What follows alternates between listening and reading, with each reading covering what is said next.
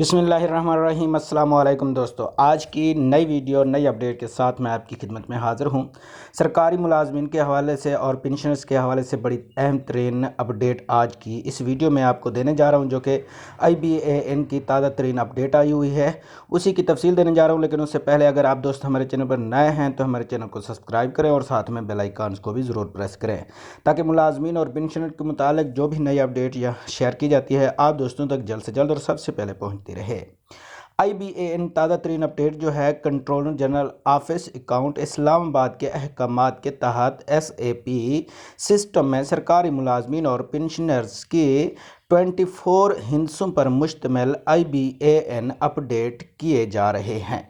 हाजिर सर्विस सरकारी मुलाजमीन के IBAN अपडेट करना मुतल्लिका DDOs की ज़िम्मेदारी है और जुलाई के इख्तिताम पर तकरीबन 60 से 65% मुलाजमीन के IBAN का SAP सिस्टम में अंदराज हो गया है, जिसके चेंज अलर्ट बजरिया ईमेल भेजे जा चुके हैं।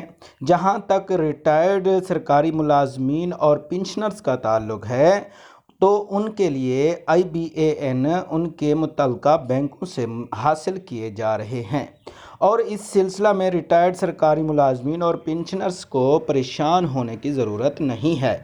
यहाँ ये बात याद रहे कि सरकारी मुलाजमीन और पेंशनर्स के IBAN अपडेट ना होने की वजह से उनकी तनख्वाहों और पेंशन में और उनके बैंक खातों में क्रेडिट होने पर कोई असर नहीं पड़ेगा।